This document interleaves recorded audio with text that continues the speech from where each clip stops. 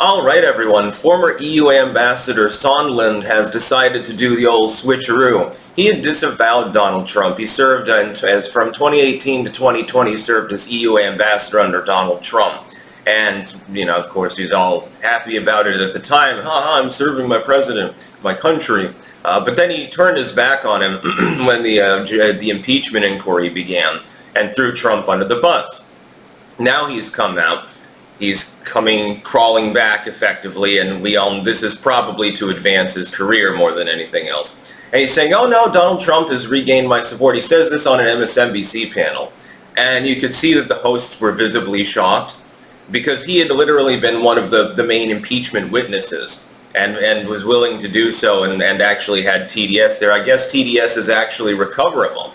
I was not aware that this was a treatable illness. I wasn't aware of that. I thought that it was basically chronic and lifelong and sort of like AIDS or something like that. No, apparently it can be treated. Now, of course, it is sort of like AIDS in the sense that it can't really be cured.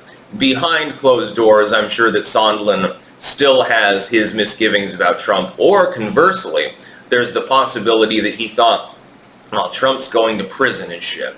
I'd better throw him under the bus because he's just a career advancer.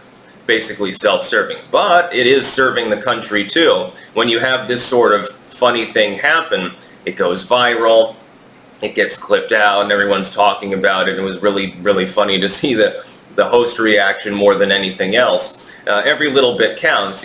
Somebody who had quite a bit of TDS and was outspoken about it sometimes suddenly does a switcheroo and says, well, he's regained my support. Number one, look at the alternative, ha ha ha. Number two, here's X, Y, and Z reasons why, Trump actually is a pretty cool dude. Doesn't surprise me in Sondland's particular case, of course. I think that a lot of the people that threw Trump under the bus, the TDS sufferers, latent TDS sufferers, the ones that had served under his administration happily when he was actually in there, I think that a lot of these people simply want to maintain or advance their careers. They know that if they worship at the statue of Donald Trump, Orange Man Bad, that they can get a break. Maybe they get gobbled up by the new administration, they can go on talk shows, they can write books about their negative experiences with Trump. Yeah, he was this great guy for 20 years. Always loved the dude. Here, let me write a 400-page book about how much I fucking hate him. This is how some of these people operate. I mean, this is the sort of person, unfortunately, that is more likely to seek elected office or something like that, more likely to serve in a leadership position, because they're the ones that are most obsessed with obtaining it. Therefore, they have the most stamina to try to do so. Ergo, you end up with a bunch of psychos and self-serving con men and women running the show. And this is partially why our system is sick. It's not the only reason, but it's definitely one of the bigger reasons why our system has issues. Sondland endorsing Donald Trump.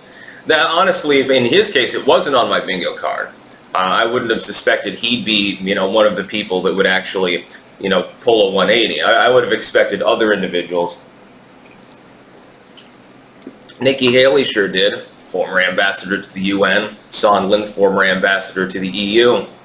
It seems the people in ambassadorial positions are the most likely to reverse course and say, whoa, wait, we're getting rumblings that Trump might actually win, and we don't want no problems with the incoming administration. Quick, it's time to turn the ship around before we go over the waterfall effectively. I think that's what's happening. It's a combination of wanting to advance oneself and wanting oneself not to have detrimental, sort of things going on. I think that it's a little bit of both. I think, well, it depends on the person, of course. Some of them are like, I'm not afraid of Trump, I'm not going to endorse him. And others are like, well, I'm getting a little nervous. I'd better switch my party affiliation real quick here because I'm not sure that Cackles can actually pull it off. And so, they turn their back on the Uniparty because they think, well, I'm going to have to weather this for 4 years. I mean, I'll have to worship at the altar of Orange Man Bad afterwards, after those 4 years. But maybe I'll be spared. Maybe I'll be safe from the wrath of the evil orange god. That's about all. Peace out.